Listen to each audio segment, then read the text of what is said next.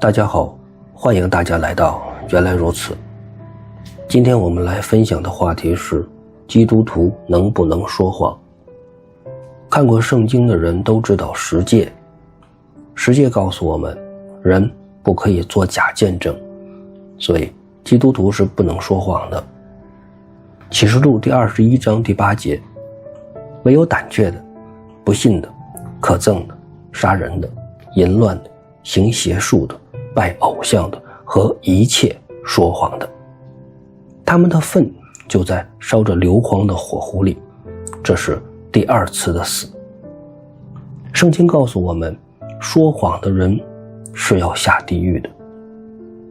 约翰福音第8章44节，你们是出于你们的父魔鬼，你们父的私欲，你们偏要行。他从起初是杀人的，不守真理，因他心里没有真理。他说谎是出于自己，因他本来是说谎的，也是说谎之人的父。看到了吗？耶稣说，那说谎之人的爸爸是魔鬼，也就是说，说谎的人是魔鬼生的。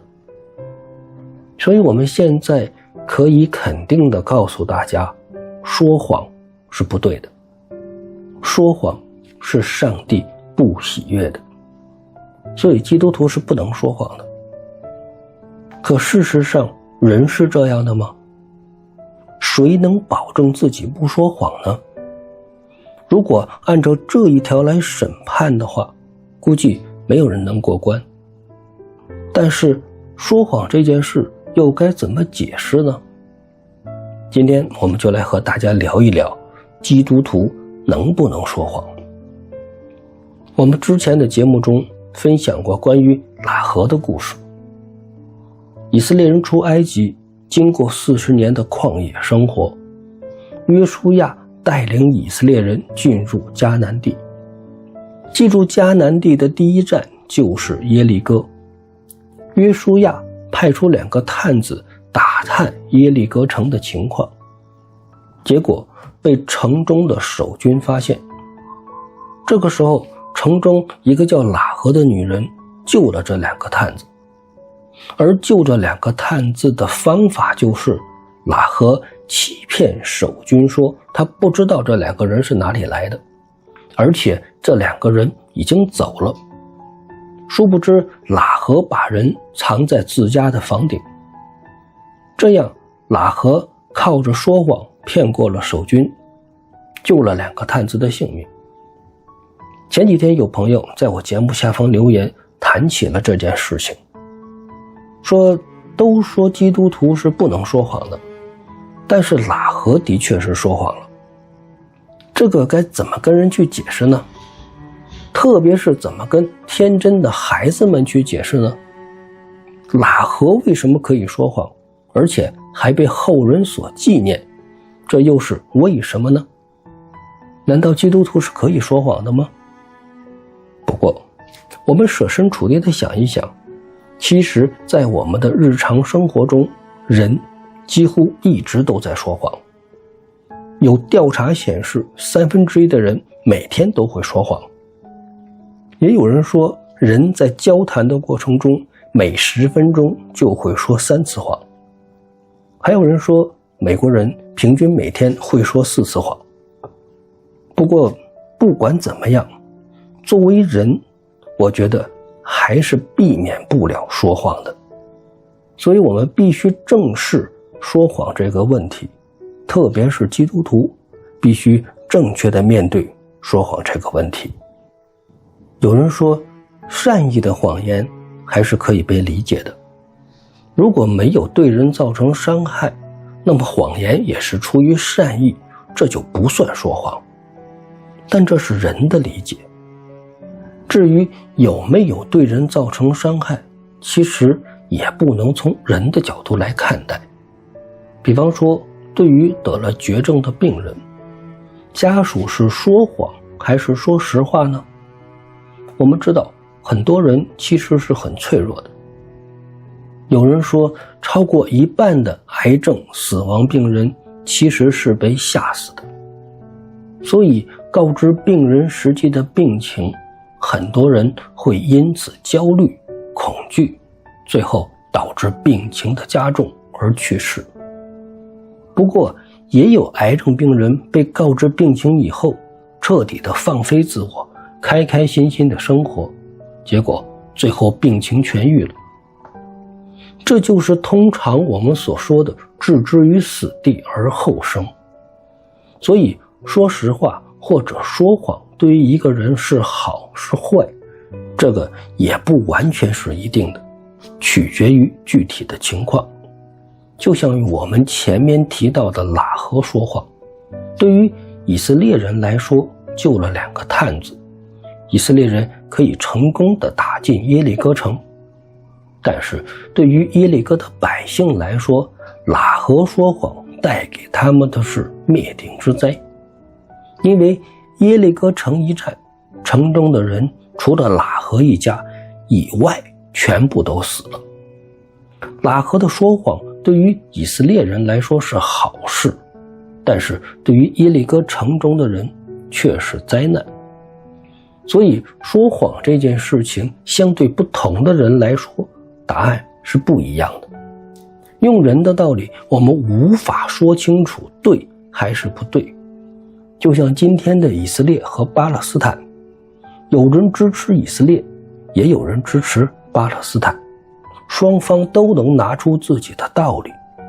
但是作为基督徒，我们不应该顺从人的想法，我们应该探究的是这件事情神怎么看。回到我们今天的话题，基督徒需要正确的理解说谎这个问题。首先，我们必须指出的是，说谎就是说谎，没有什么善意不善意之分。不能因为善意的谎言这个概念，就将说谎分成善意和恶意。这是世界的说法，不是我们基督徒应该有的思想。在基督信仰里，说谎就是说谎。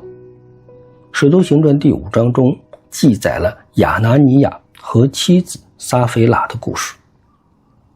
亚拿尼亚和妻子卖了田产，留下了一部分，将其余的奉献给了教会。其实很可能是留下了少部分，大部分都奉献给教会了。他们谎称这是卖田产的全部的钱。彼得说：“你说谎。”亚拿尼亚当时就气绝身亡。而后不知情况的妻子撒非拉也来了。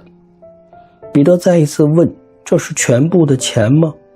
撒非拉说：“这是全部的钱。”彼得说：“你说谎。”撒非拉当场气绝身亡。基督徒说谎的代价是大的。亚拿尼亚和撒非拉因为说谎送了命。是彼得把他们杀了吗？不是，是上帝直接击杀了他们。不过也有人会说，今天的基督徒好像随时都在说谎，也没见谁被上帝击杀呀。亚拿尼亚和撒非拉只是卖了田产，留下了一小部分，剩余的全部奉献给了教会。今天似乎大多数基督徒还做不到这一点呢。为什么亚拿尼亚和撒非拉被击杀，今天的基督徒却没事呢？有人解释说，亚拿尼亚和撒非拉是对神说谎，欺骗上帝那是大罪。难道骗上帝不行，骗人就可以吗？好像也不是这个道理。当然，亚拿尼亚这件事情算是一个神学难题，很多人觉得神对亚拿尼亚的判决太重了。关于这个问题，有机会我们会单独讨论，因为这不是我们今天要讨论的重点。举这个例子，我是想告诉大家，说谎就是不对的，不管是在人在神看来都是不对的。圣经从来都没有写错，所以我们回头再看喇合这件事情的时候，我们可以确定的是，喇合说谎了，而且说谎是不对的。那么问题也出现了，既然喇合说谎不对，为什么神不处罚他呢？为什么这件事情还被后人所纪念呢？首先，我们必须说明的是，圣经从来没有告诉我们喇合说谎是对的。后人纪念喇合也不是因为他说谎。雅各书第2章25节，妓女喇合接待使者，又放他们从别的路上出去，不也是一样因行为称义吗？喇合的称义不是因为说谎，而是因为接待使者，并且帮助使者离开耶利哥。从圣经的角度来看，神从来没有肯定他说谎这件事情。而上帝纪念喇合，是因为喇合接待和帮助使者，因为喇合的心是向着上帝的。所以对于一个心向上帝的人，上帝有时候对于一些行为不予计较。也就是说，虽然说谎这件事情是不好的，但由于喇合心向上帝，上帝也没说什么。我觉得这是我们理解圣经的角度。不过今天很多基督徒，他们拿着圣经说话，或者说他们将圣经律法主义，他们对于说谎这件事情不分青红皂白的给人定罪。其实这种行为与法利赛人没有什么差别。所以我们要清楚的是，说谎肯定是不对的，但是如果出于某些原因，也许神不会计较。对于喇合来说，当时情况紧急，作为一个普普通通的妇女，她也没有太多可以选择的办法。喇合是敬畏神的，然而喇合也没有信心大到可以实话实说。对兵丁说，探子就在我家，你们进去抓吧，但是耶和华的大能一定能够保护他们，让你们这些人想抓也抓不到。当然，我们相信神是掌权的，如果喇合信心大到这样的地步，神也会有办法保护2个探子。不过事情就是这样发生的，因为圣经是真实的，喇合就是这么做的，所以神也就这样应许了。但是我们需要有一个正确的理解，我们不能因为这个故事说基督徒就是可以说谎的，也不能拿着圣经指责别人说谎一定就要受惩罚。所以一切都要看行为的目的是什么。传教士去中东国家传福音，有哪个办理签证或入境的时候，人家问你来做什么，你会说我是来传福音的呢？难道不都是借着医疗、人道主义、经商、旅游等名义来的吗？这算不算是说谎呢？要不要定罪呢？曾经有一对宣教士在过海关的时候，人家怀疑他们就是来宣教的。其中一个人被单独的审问，这个人说了实话，而且把整个队伍的人员都供了出来。结果福音还没有传，整队人就打道回府了。你觉得他做的就是对的吗？马太福音第10章16节，我差你们去，如同羊进了狼群，所以你们要灵巧像蛇，驯良像鸽子。基督徒是一群诚实的人，但是在特别的时候也应该学会像蛇一样灵巧。耶稣从来没有教导羊进了狼群，如果狼要吃你们，你们就让他们吃好了。所以我们学习圣经学的不是字句，而是经义。圣经告诉我们，字句叫人死，经义叫人活。法利赛人传讲的就是字句，保罗告诉我们，神让我们明白的是经义。字句可以指代律法，经义可以指代圣灵。基督徒是从灵生的，不能被套到死的律法之中，被条条框框所捆绑，你就不是一个从灵生的活人。而只有借着从圣灵重生的人，你才能行在真理的正道上。愿我们每个人都能明白，人是有限的，总是不完全的。我们在世上不可避免的会出现这样那样的问题，但是我们需要有一颗向神的心，即使我们真的说谎了，求神因着我们是敬畏神的，而免去我们一切的责罚。